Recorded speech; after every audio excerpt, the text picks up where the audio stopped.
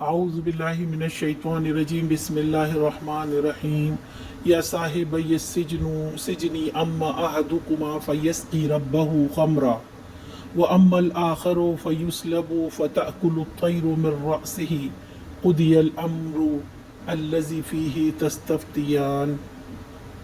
ए जिंदान के साथियों, तुम्हारे ख्वाब की ताबीर ये है कि तुम में से एक तो अपने रब शाह मिस्र को शराब पिलाएगा, रहा दूसरा तो उसे सूली चढ़ाया जाएगा और परिंदे उसका सर नोच कर खाएंगे। फैसला हो गया है इस बात का जो तुम पूछ रहे थे।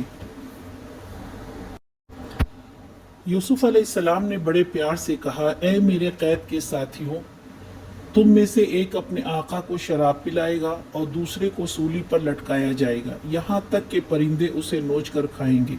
ये तुम दोनों के ख्वाब की ताबीर है और तुम्हारे ख्वाब के मुताबिक इसका फैसला हो चुका है जो तुमने मुझसे पूछा था।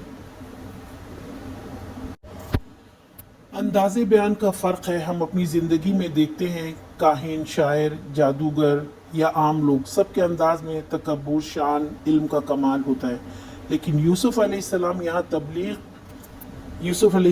तबलीग कर रहे हैं और अंदाज एक ख़ास मुबल्लिग अल्लाह के नबी का था, इसलिए उन्होंने मुखातिब भी बड़े प्यार से किया और पहले अच्छा ख्वाब बताया फिर बुरा।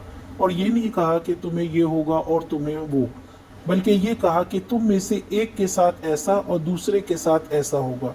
और नबी होने की वजह से ये भी कहा कि ये होकर रहेगा, क्योंकि उनको अल्लाह ताला ने ये इल्म अता किया था जिसकी बुनियाद पर ये ताबीर बताया। आज का सवाल, किस चीज़ का फैसला हो चुका था?